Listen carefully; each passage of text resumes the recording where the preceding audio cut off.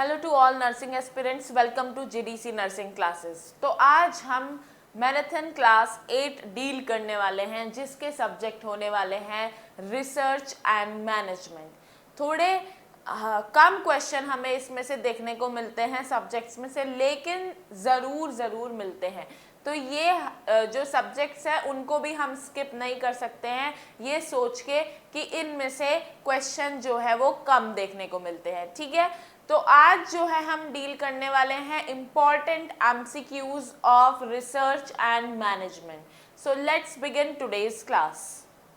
अगर बात करें कि पहले क्वेश्चन में हमसे पूछा है contribution of Florence Nightingale to nursing research is, यानी कि नर्सिंग रिसर्च में फ्लोरेंस नाइटिंगेल जो थी उनका कंट्रीब्यूशन क्या है। तो case study approach, conceptual framework for research, या डाटा कलेक्शन एंड एनालिसिस, या क्वालिटेटिव रिसर्च मेथड। तो इनमें से ऐसा कौन सा कंट्रीब्यूशन है फ्लोरेंस नाइटिंगेल का जो आप जो है सिलेक्ट करेंगे? केस स्टडी या contribution framework for conceptual framework for research, या डेटा कलेक्शन एंड एनालिसिस, या क्वालिटेटिव रिसर्च मेथड। तो अगर बात करें तो हमारा डेटा कलेक्शन एंड एनालिसिस जो है कंट्रीब्यूशन रहा है किनका? फ्लोरेंस नाइटिंगेल का रिसर्च के अंदर। ठीक है, तो डेटा कलेक्शन एंड एनालिसिस अगर बात करें तो दिया गया था फ्लोरेंस नाइटिंगेल के थ्रू।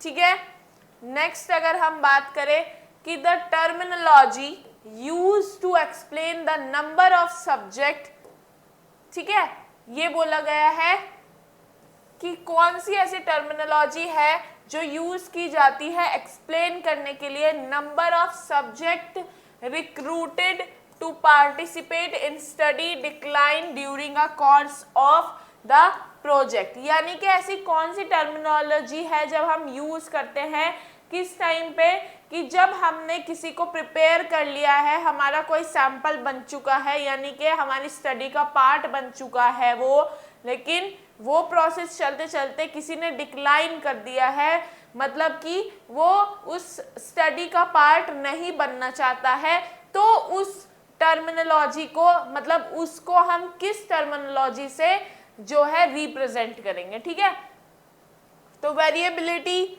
हेटेरोजेनेटिक, या होमोजेनिटी, या एट्रीशन। ठीक है, तो बात करते हैं वेरिएबिलिटी नहीं होती है, हेटेरोजेनेटिक नहीं होती है, होमोजेनिटी नहीं होती है। तो अगर हम कोई टर्म यूज करेंगे दैट इज एट्रीशन। ठीक है, ऑप्शन डी हमारा क्या जाएगा? करेक्ट होगा इस क्वेश्चन के आंसर के लिए। तो ये एट्रीशन जो टर्मिनोलॉजी है वो यूज की जाएगी। ठीक है, नेक्स्ट अगर बात करें एक्सप्लेनेशन की, तो एट्रीशन जो हमारा उसका मीनिंग है दैट इज वियरिंग अवे। ठीक है, और progressively loss of data in research. ठीक है, it occur when the case are lost from a sample over time over a series of sequential processes. Sample attrition is commonly expected in a longitudinal study or experimental study. यानी कि basically अगर attrition की बात करें तो वो देखा जाता है जो लॉन्ग टर्म या एक्सपेरिमेंटल स्टडीज होती है उनमें ये ज्यादा करके देखा जाता है। ठीक है, नेक्स्ट क्वेश्चन की बात करते हैं feasibility of research study is determined by, तो feasibility of research is determined by explaining। feasibility को हम किस तरीके से जो है डिफाइन कर सकते हैं? तो investigators credibility, availability of subject, importance of research problem, या फिर previous research evidence। तो इनमें से ऐसा कौन सा ऑप्शन होगा जिससे क्या कर सकते हो आप? फेसिबिलिटी ऑफ रिसर्च स्टडी को क्या कर सकते हैं? डिटरमाइन करके उसको एक्सप्लेन कर सकते हैं। तो अगर बात करें हमारा अवेलेबिलिटी ऑफ सब्जेक्ट जो है इस क्वेश्चन का करेक्ट आंसर जो है वो होएगा, ठीक है। तो अवेलेबिलिटी ऑफ सब्जेक्ट जो है वो हमारा क्या होगा, feasibility of research study is determined by explaining क्या, अवेलेबिलिटी ऑफ सब्जेक्ट, ठीक है। नेक्स्ट क्वेश्चन की बात करें तो who was the first to use the word statics, तो स्टैटिक्स कौन था, मतलब जो स्टैटिक्स वर्ड है वो फर्स्ट टाइम किसने यूज किया था, तो बात करते हैं गॉटफ्राइड एकेनवॉल या प्रोफेसर हॉरेस सेक्रिस्ट या फिर क्रॉक्सटन एंड कोडेन या फिर गैलन। तो अगर बात करें कि हमारा फर्स्ट टाइम जो स्टैटिक्स टर्म है वो यूज की गई थी बाय गॉटफ्राइड एकेनवॉल, ठीक है। तो ऑप्शन ए हमारा जाएगा सही की तरफ कि गॉटफ्राइड एकेनवॉल जो थे उन्होंने फर्स्ट टाइम जो है यूज किया था स्टैटिक्स वर्ड का, यानी कि पूरी दुनिया के सामने वो स्टैटिक्स वर्ड लेके आए थे, उसका एक्सप्लेनेशन उन्होंने किया। तो जो है ए ऑप्शन हमारा सही जाएगा, बाकी के सारे ऑप्शन हमारे गलत हो जाएंगे, ठीक है।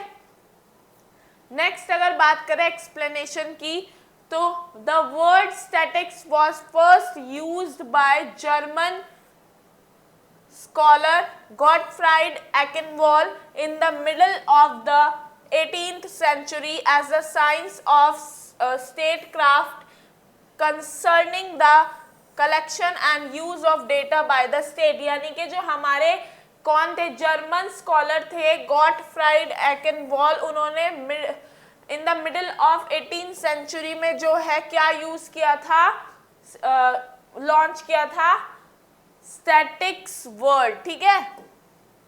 नेक्स्ट अगर बात करते हैं विच of the following is not a common feature of both research process and nursing process, तो इनमें से ऐसा कौन सा ऑप्शन है जो क्या नहीं है, नॉट कॉमन फीचर है किसका, दोनों का, research process and nursing process का।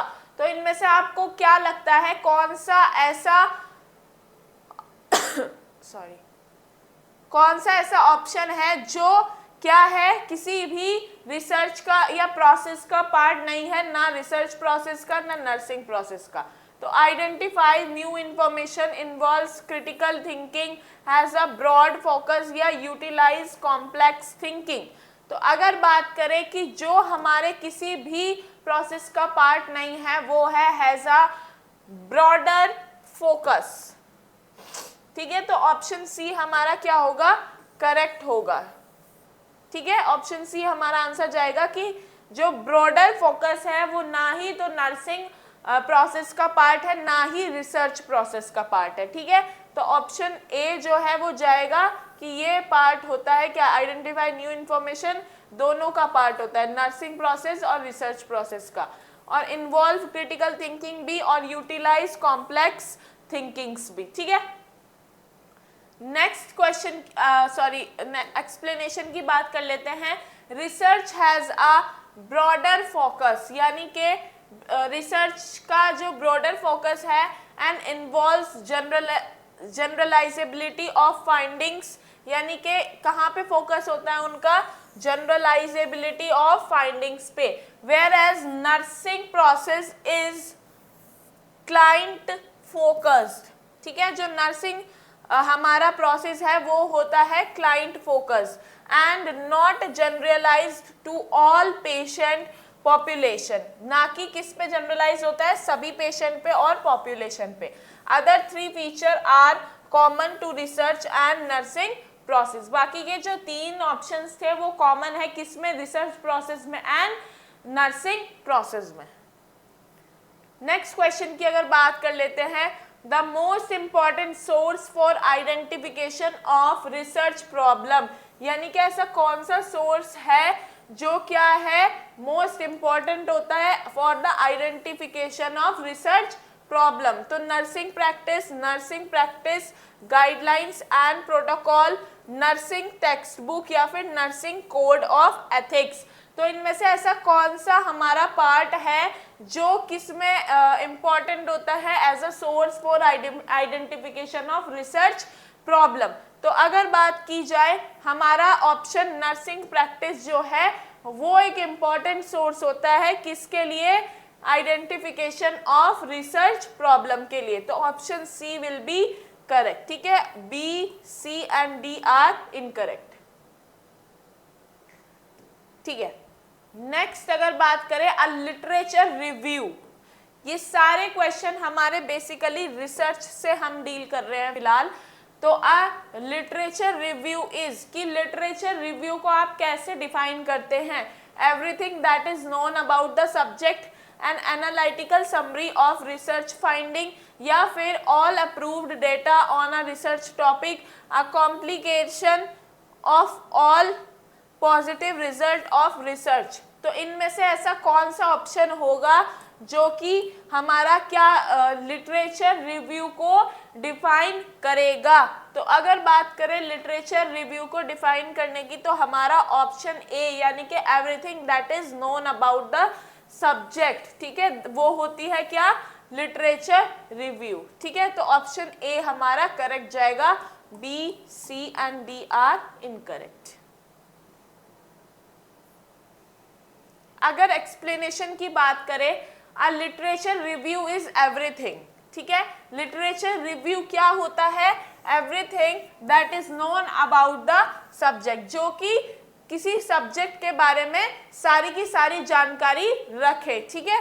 The purpose of good literature review is to get thorough familiarity with available evidence about the subject, यानी कि अगर हम बात करें पर्पस की गुड लिटरेचर रिव्यू की तो वो हमारा क्या हेल्प करता है, किसके थ्रू जाना, कि familiarity with the available evidence about the subject, ठीक है, स्टडी का। Review of literature is not an analytical summary of research finding और द पॉजिटिव रिजल्ट, ठीक है। जो हमारा रिव्यू ऑफ लिटरेचर है वो कोई एनालिटिकल समरी नहीं है रिसर्च फाइंडिंग का और द पॉजिटिव रिजल्ट का, ठीक है। तो कोई कंफ्यूजन नहीं होना चाहिए लिटरेचर रिव्यू के डेफिनेशन में।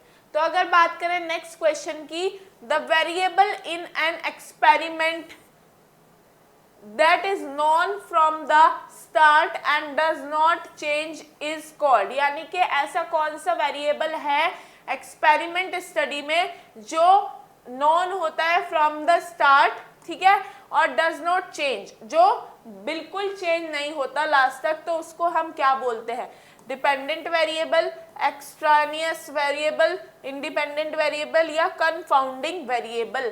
तो अगर बात करें ऐसे वेरिएबल की जो स्टार्टिंग में जो हमारा जाना जाता है क्या, स्टार्ट होता है लेकिन चेंज नहीं होता है, तो वो हमारा होता है इंडिपेंडेंट, यानी कि जो किसी वेरिएबल पे डिपेंड नहीं है। इंडिपेंडेंट और डिपेंडेंट वेरिएबल में डिफरेंस पता होना चाहिए आपको अगर आप रिसर्च पढ़ी है, क्योंकि जो इंडिपेंडेंट वेरिएबल है वो शुरू से ही इंडिपेंडेंट है, यानी कि वो आगे जाके भी किसी पे डिपेंड नहीं होने वाला है। इसीलिए इंडिपेंडेंट वेरिएबल वो वेरिएबल है जो स्टार्ट तो होता है इंडिपेंडेंट से और एंड बिल्कुल भी चेंज नहीं होता लास्ट तक, ठीक है। तो हमारे option A, B and D are incorrect.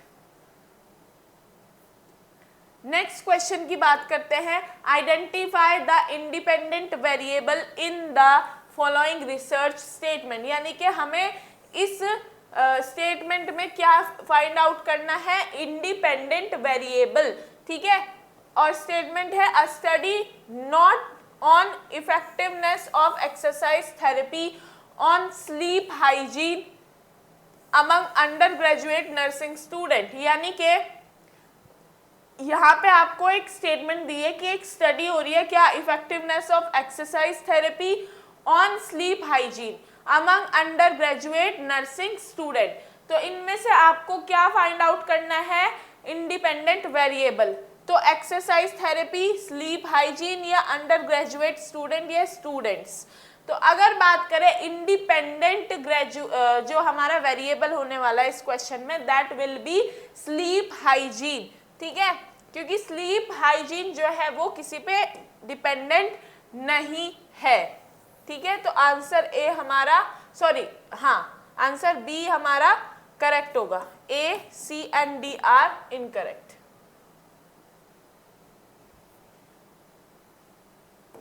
Next question की बात करते हैं, identify the type of hypothesis. हमें फाइंड आउट करना है type of hypothesis from the following statement. ठीक है, स्टेटमेंट है the lower the blood sugar level, कि जितना ब्लड शुगर लेवल कम होगा the lesser is the risk of infection among the diabetic patient, कि उतना ही डायबिटिक पेशेंट में जो इन्फेक्शन होने का क्या है रिस्क है वो कम होगा। तो इसमें क्या हाइपोथेसिस कौन से टाइप का है, सिंपल एसोसिएटिव, सिंपल कैजुअल, या सिंपल नल, या फिर कैजुअल डायरेक्शनल। तो कैजुअल डायरेक्शन नहीं है, सिंपल एसोसिएटिव नहीं है। तो अगर बात करें आंसर की या सही ऑप्शन की, that will be simple and casual. ठीक है, तो सिंपल और कैजुअल हाइपोथेसिस का टाइप जो है इसमें हमारा यूज हुआ है। ठीक है, option B will be correct, बाकी सारे हमारे गलत हो जाएंगे। ठीक है, नेक्स्ट क्वेश्चन की बात करते हैं, the hypothesis that begins with specific observation, यानी कि ऐसी हाइपोथेसिस जो किससे बिगिन होती है, special observation, or move towards generalisation is called, जो किसकी तरफ मूव होती है, बढ़ रही है जनरलाइजेशन की तरफ, तो उसको हम क्या कहेंगे, इंडक्टिव, डिडक्टिव, सिंपल या कॉम्प्लेक्स। तो इनमें से ऐसा कौन सा ऑप्शन है जो हमारा इस क्वेश्चन का जो है आंसर होएगा।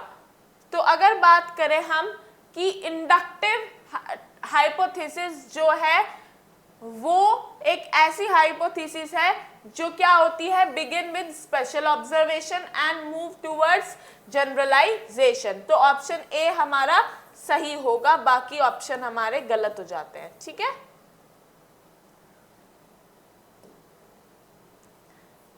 नेक्स्ट क्वेश्चन पे बढ़ते हैं, अ careful appraisal of the strength, यानी कि careful appraisal of strengths and weakness study is.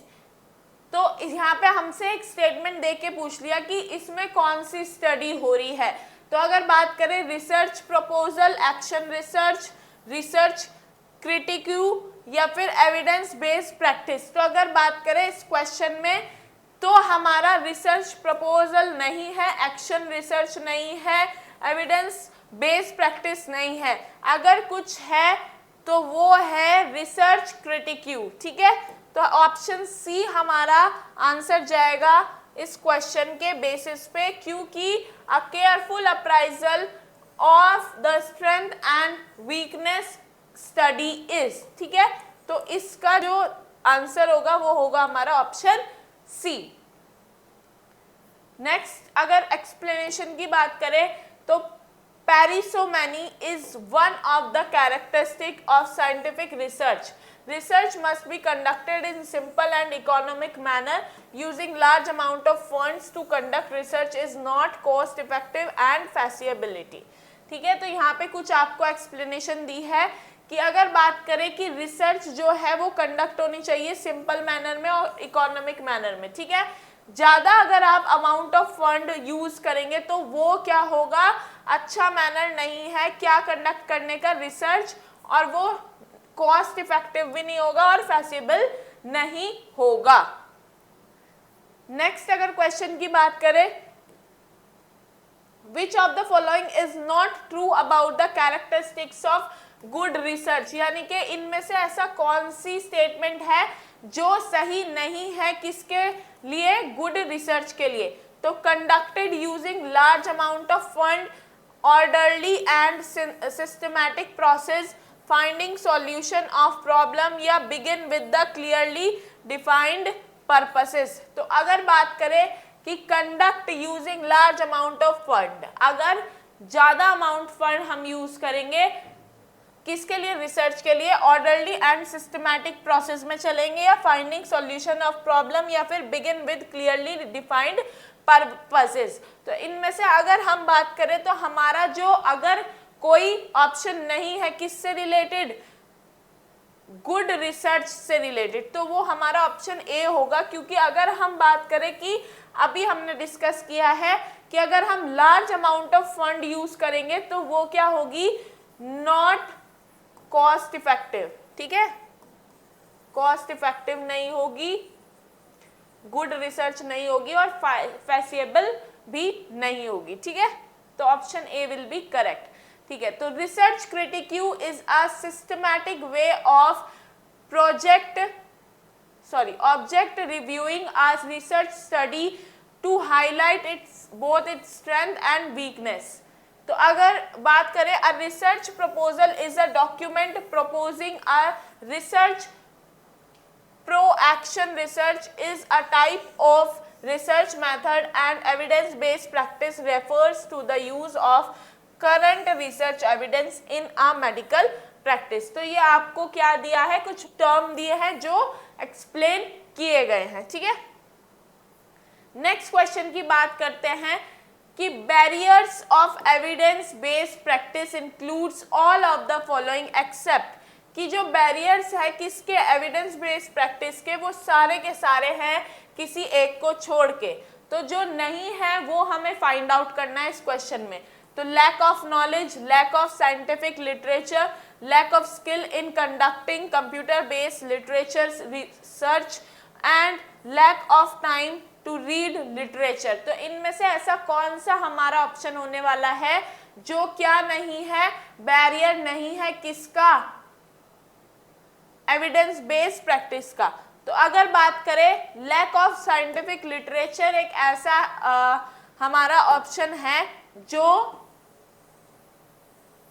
किससे अलग है, barrier of evidence based practice से। ठीक है, तो option B will be considered as right option of this question.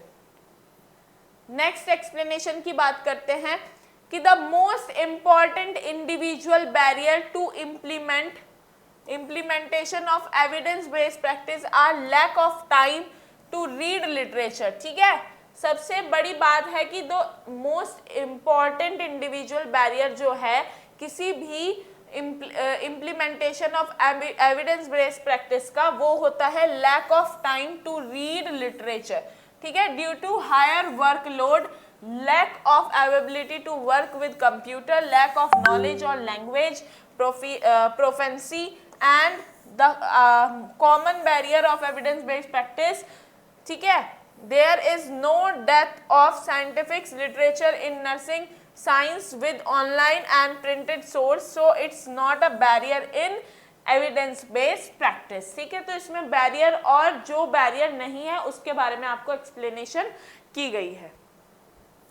Next question की बात करें, which of the following is not a principle of organization, यानी कि ऐसा कौन सा प्रिंसिपल नहीं है, जो प्रिंसिपल नहीं है किसका, ऑर्गेनाइजेशन का। तो hierarchy, delegation, span of control या परवेसिवनेस। तो इनमें से ऐसा कौन सा ऑप्शन है जो क्या नहीं है, किसी जो हमारा ऑर्गेनाइजेशन है उसका प्रिंसिपल नहीं है। तो अगर बात करें, हमारा परवेसिवनेस जो है वो एक ऐसा ऑप्शन है जो क्या नहीं है, किसी भी ऑर्गेनाइजेशन का प्रिंसिपल नहीं है। तो option D will be correct, बाकी हमारे ऑप्शन जाएंगे रॉन्ग इस क्वेश्चन के अकॉर्डिंग। ठीक है, नेक्स्ट अगर बात कर ले कि pervasiveness is not the principle of organization, there are 6 principle of organization given by Henry Fayol। ठीक है, जो कि हायरार्की भी हम बोलते हैं, कब दिए गए थे, 1947 में। तो अगर बात करें, span of control, integration versus disintegration, centralization versus decentralization, unity of command and delegation. ठीक है, ये सारे के सारे क्या है, प्रिंसिपल है जो किसने दिए थे, हेनरी फायोल ने। ठीक है, बात करते हैं नेक्स्ट क्वेश्चन की, which of the following function is the least important to nurse manager, यानी कि इनमें से ऐसा कौन सा फंक्शन है जो सबसे कम इंपॉर्टेंट होता है। ठीक है, तो decision making, manipulating people, monitoring subordinates या फिर इफेक्टिव लीडिंग। तो इफेक्टिव लीडिंग नहीं है, इफेक्टिव लीडिंग नहीं है, डिसीजन मेकिंग नहीं है, मॉनिटरिंग सबऑर्डिनेट्स नहीं है, तो ऑप्शन बी हमारा जाएगा राइट ऑप्शन की तरफ कि मैनिपुलेटिंग पीपल हमारा एक ऐसा फंक्शन है जो लीस्ट इंपॉर्टेंट है किसके लिए, नर्स मैनेजर के लिए। ठीक है, अगर बात करें role of nurse as a manager include all except population of people as manipulation involve managing और enhance skillfully specially in an unfair manner. ठीक है, तो ये सारा जो है role of nurse as a manager था। तो अगर बात करें नेक्स्ट क्वेश्चन की, who has given 14 principle of management, कि जो 14 प्रिंसिपल मैनेजमेंट के दिए थे वो किसने दिए थे, डेनियल फ्राउड या मैरी फॉलेट या हेनरी फयोल या फिर फ्लोरेंस नाइटिंगेल। तो अगर बात करें 14 प्रिंसिपल ऑफ मैनेजमेंट तो वो हमारे दिए थे हेनरी फयोल ने। ठीक है, तो ऑप्शन सी हमारा जाएगा करेक्ट कि हेनरी फयोल ने दिए थे क्या, 14 principle of management. A, B and D are incorrect. ठीक है, अब बात करते हैं 14 प्रिंसिपल कौन कौन से दिए थे उनके बारे में।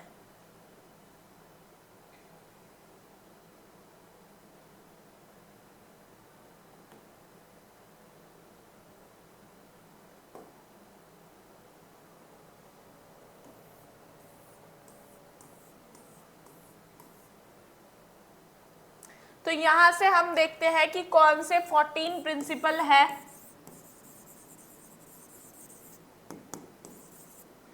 Of management given by Henri Fayol. ठीक है, तो division of work, centralization, authority and responsibility, scalar chain, discipline. ठीक है, ये सारे थे। बाकी जो हमारे बचे हुए हैं वो है order, unity of command, equality, order, unity of command, equality, unity of direction, stability of tenure, interest, initiative, remuneration and esprit de corps. ठीक है, ये सारे के सारे कौन से हमारे प्रिंसिपल ऑफ मैनेजमेंट है। ठीक है, तो ये हमें 14 के 14 याद होने चाहिए, क्योंकि क्वेश्चन बेसिकली ऐसे आ जाता है कि आपको 4 ऑप्शन मिलेंगे जिनमें से 3 हो सकता है कि प्रिंसिपल पे हो और आपको आइडेंटिफाई करने के दे देंगे कि एक्सेप्ट।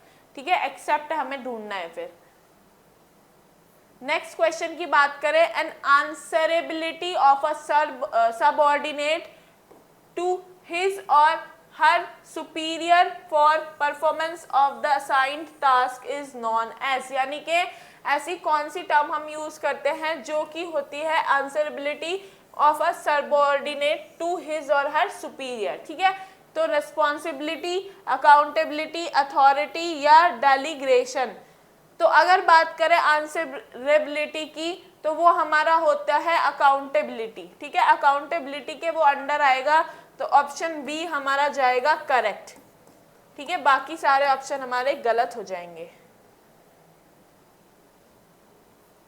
नेक्स्ट अगर बात करें कि an answerability of a subordinate to his और her superior performance of the assigned task is known as accountability. किसी भी असाइंड टास्क जो आपको मिला है उसका आंसर करना किसको, अपने सुपीरियर को, तो उसको हम क्या बोलते हैं, accountability. Accountability means that the employee or subordinate is held responsible for successfully completion the task and will have to at least explain why they failed to do so। तो अगर आपको कोई टास्क दिया गया है लेकिन आप उसको फुलफिल नहीं कर पाए, कंप्लीट नहीं कर पाए हैं, तो एटलीस्ट आपके पास उसका जवाब होना चाहिए कि क्यों नहीं कर पाए। ठीक है, नेक्स्ट क्वेश्चन की बात करें तो बिहेवियरल ऑब्जेक्टिव मॉडल, यानी कि behavioural objective model is also referred as process model, product model, interpersonal model या फिर मोलॉजिकल हमारा मॉडल। तो इनमें से ऐसा कौन सा मॉडल है जो क्या है, रेफर करता है किसको, बिहेवियरल ऑब्जेक्टिव मॉडल को। तो अगर बात करें हमारा ऑप्शन जाएगा बी, यानी कि प्रोडक्ट मॉडल हमारा जो है वो किसकी तरफ रेफर्ड होता है, बिहेवियरल ऑब्जेक्टिव मॉडल की। तो बी आंसर हमारा सही जाएगा, A, C and D are incorrect. Next question की बात करते हैं, the leadership style in which the leader alone determine policies and make plans, यानी कि ऐसी कौन सी लीडरशिप क्वालिटी है जिसमें जो लीडर है वो खुद से ही सारे जो पॉलिसीज है वो बनाता है और क्या, प्लान्स बनाता है। तो डेमोक्रेटिक, ऑटोक्रेटिक या रिवॉर्डेड या फिर लाइसेंस फेरे। तो अगर बात करें हमारा ऑटोक्रेटिक नहीं, रिवॉर्डेड नहीं, ऑप्शन डी भी नहीं, तो ऑप्शन ए हमारा इस क्वेश्चन के आंसर की, सॉरी ये इसका कट कर देना, ये दोबारा से एक्सप्लेन कर रही हूँ कि हमारा जो आंसर जाएगा वो जाएगा बी की तरफ की ऑटोक्रेटिक। ठीक है, तो ऑटोक्रेटिक जाएगा कि हमारा ऐसा लीडर, यानी कि वो लीडर जो क्या करे, सारे के सारे पॉलिसीज खुद बनाए और प्लान्स भी खुद बनाए। ठीक है, तो ऑप्शन ए हमारा रॉन्ग हो जाएगा, सी, बी और डी बी। नेक्स्ट अगर बात करें लीडरशिप स्टाइल का, तो लीडरशिप स्टाइल में अगर बात करें तो ऑटोक्रेटिक जो लीडर होता है वो लीडर अलोन स्टेबलाइज क्या, policies and make plan, the criteria use by him do what I से और एल्स। ठीक है, तो वो खुद ही सारी पॉलिसीज और सारे रूल्स बनाता है। तो डेमोक्रेटिक की अगर बात करें, whole team is involve in formulating decision, अगर कोई डिसीजन मेकिंग हो रही है डेमोक्रेटिक में तो सारी जो टीम है वो इन्वॉल्व होगी। ठीक है, नेक्स्ट अगर बात करें लाइसेंस फेरी की या फिर डेलीगेटिव लीडरशिप की, तो leadership allow group members to make the decision, यानी कि जो लीडर है वो ग्रुप मेंबर्स को अलाउ कर देता है कि बनाओ जैसे भी रूल आपको बनाने हैं वो। The leader has absolutely no control, मतलब लीडर का उसके ग्रुप मेंबर पे कोई कंट्रोल नहीं होता। Rewarded is not a type of leadership style, और जो रिवॉर्डेड है वो कोई लीडरशिप स्टाइल नहीं है।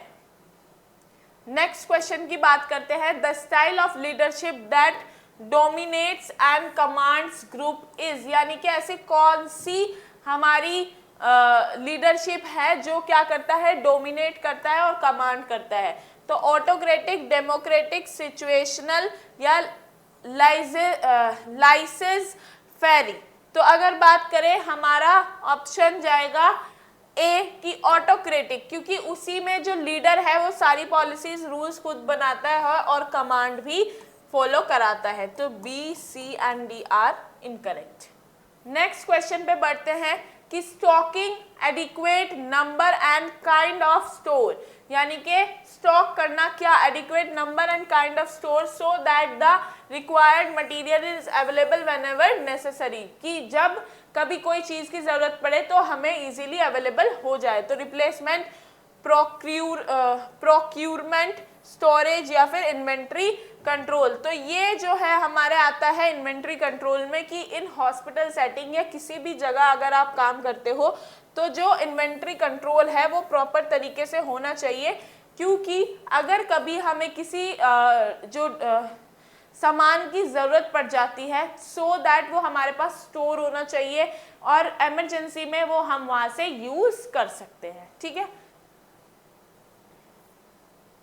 ठीक है, तो inventory control is a process of maintaining the optimum needed quality. ठीक है, तो इन्वेंट्री कंट्रोल हमारा एक ऐसा प्रोसेस है जिसमें क्या मेंटेन होता है, optimum needed quality stocks that is sufficient for the smooth operation of the organization, यानी कि वो किस लिए हम स्टोर करते हैं, ताकि जो ऑर्गेनाइजेशन चल रहा है उसमें कभी उस चीज की कमी ना होए। ठीक है, replacement, system of replacing certain items.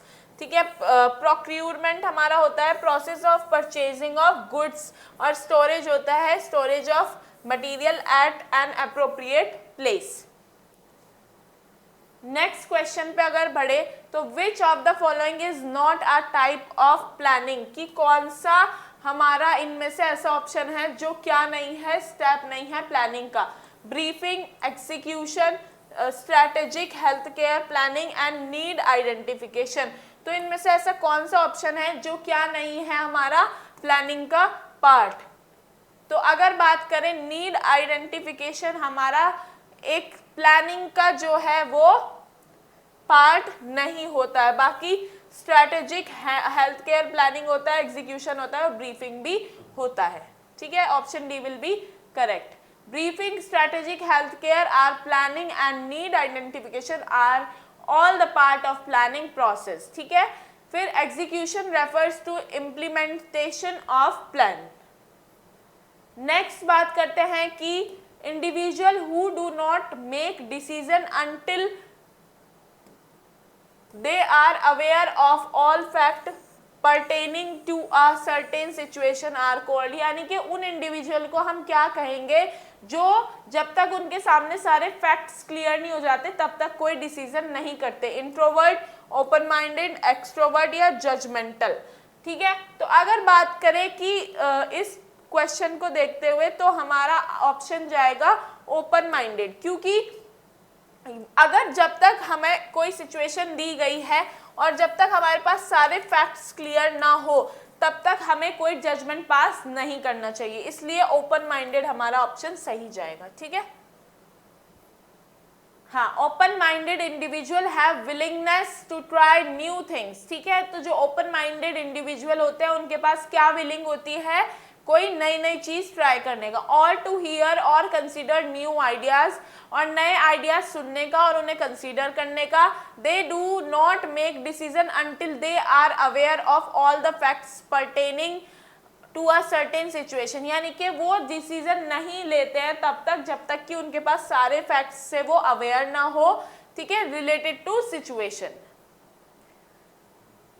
A written document which measures is referred as, यानी कि वो एक रिटन डॉक्यूमेंट है विच मेजर रेफर टू, कौन क्या रेफर होगा, policy manual, procedure manual, protocol या सर्विस मैनुअल। तो अगर बात करें रिटन डॉक्यूमेंट की तो वो हमारा जाएगा अंडर प्रोसीजर मैनुअल के। ठीक है, तो ऑप्शन बी हमारा क्या होगा, करेक्ट होगा। ठीक है, A, C and D are incorrect. Next question की बात करते हैं। All of the following are style of behaviour, यानी कि जितने भी सारे हैं वो स्टाइल ऑफ बिहेवियर है एक को छोड़ के। तो एग्रेशन, असर्शन, पैसिव या कॉन्फ्लिक्ट। तो अगर बात करें हमारा कि कौन सा ऐसा पार्ट ऑप्शन है जो क्या नहीं है, स्टाइल का स्टाइल ऑफ बिहेवियर नहीं है, तो वो होगा हमारा कॉन्फ्लिक्ट। क्योंकि कॉन्फ्लिक्ट क्या होता है, जब हमारे दो पर्सन के आइडियाज जो है वो क्लैश हो जाते हैं। ठीक है, तो वो हमारा कॉन्फ्लिक्ट के अंडर आता है। तो A, B and C are incorrect. Next question की बात करते हैं। तो hospital has to keep MLC record up to, जो हमारे हॉस्पिटल है उन्हें एमएलसी रिकॉर्ड कब तक रखना चाहिए, 1 ईयर, 5 ईयर, 10 ईयर या 15 ईयर। तो अगर बात करें तो हमारे 10 साल तक क्या है एमएलसी रिकॉर्ड जो है हॉस्पिटल रखता है, मतलब पुराने 10 साल के जो एमएलसी रिकॉर्ड होंगे वो हॉस्पिटल को एज अ रिकॉर्ड रखने पड़ते हैं। ठीक है, नेक्स्ट क्वेश्चन की बात करें। Which of the following department is responsible for recruitment, hiring employ and employ benefits. तो हमारा human resource department, account department, financial department या इंफॉर्मेशन सिस्टम डिपार्टमेंट। तो अगर बात करें, अगर हमारा कोई रेस्पॉन्सिबल होता है रिक्रूटमेंट के लिए, हायरिंग एम्प्लॉयज के लिए या फिर एम्प्लॉय बेनिफिट्स के लिए, तो वो होता है हमारा ह्यूमन रिसोर्स डिपार्टमेंट, यानी कि HR डिपार्टमेंट जो है वो रेस्पॉन्सिबल होता है। तो option A will be considered as right answer. ठीक है, बाकी सारे जो ऑप्शन है वो रॉन्ग है।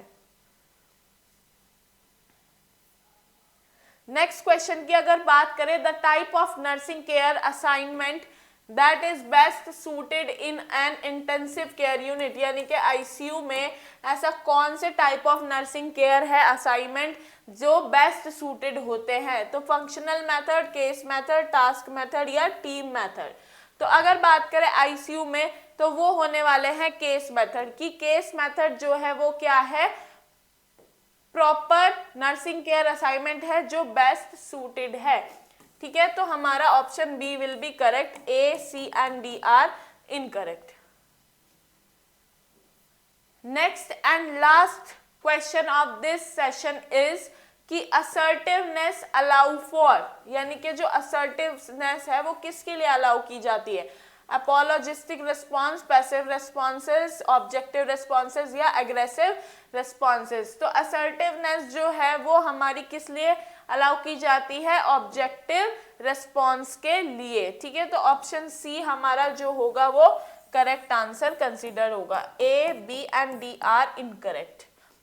ठीक है, तो अगर बात करें आज के इस सेशन की तो हमने डील किए हैं रिसर्च और मैनेजमेंट के जो भी कोई इंपॉर्टेंट हमें जो एमसीक्यूज हैं वो जो एग्जाम के प्रोस्पेक्टिव से इंपॉर्टेंट होने वाले हैं। ठीक है, तो आरआरबी के एग्जाम के लिए आपको ऑल द बेस्ट और बने रहिए जीडीसी नर्सिंग क्लासेस के साथ, क्योंकि यहाँ पे आपको मैराथन क्लास में वो सारी चीजें कवर होने वाली है जो एग्जाम से रिलेटेड इंपॉर्टेंट होगी। ठीक है, तो आप हमें कनेक्ट कर सकते हैं through Instagram, WhatsApp and Telegram channel और बने रहिए जीडीसी नर्सिंग क्लासेस के साथ। थैंक यू वेरी मच, मिलते हैं नेक्स्ट क्लास में।